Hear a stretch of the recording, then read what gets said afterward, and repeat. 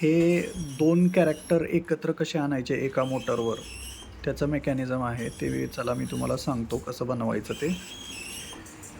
इथं खालून 2 ॲक्रेलिक छोट्या पट्ट्या दिसतायत ना त्या व्हाईट, त्या खालून वरती काढलेल्या आहेत.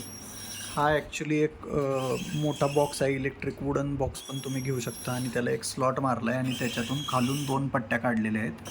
त्या 2 पट्ट्या चॅनल पट्टीला लावलेल्या आहेत. आपली जी किचन ट्रॉलीची ड्रॉवरची जी चॅनल पट्टी असते त्याला लावलेलं आहे. ते खालचं मेकॅनिझम मी तुम्हाला दाखवतो.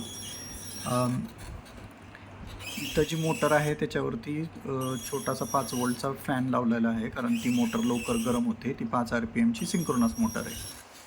मी आता तुम्हाला बॅक साईडचं मेकॅनिझम दाखवतो याचं. हा मोटरचा शॉफ्ट इथून काढलेला आहे, त्याला वुडन पट्टी लावलेली आहे. तो ज्यावेळी शाफ्ट इथं टच होतो बॉर्डरला, त्यावेळी तो ऑटोमॅटिक डायरेक्शन चेंज करतो आणि त्याला 2 पट्ट्या लावलेल्या आहेत. एक पट्टी चाललेली आहे एका चॅनल पट्टीच्या साईडला लिंकेज थ्रू आणि दुसरी पट्टी चालली आहे दुसऱ्या लिंकेज थ्रू दुसऱ्या चॅनल पट्टीला. ही ड्रॉवरची किचन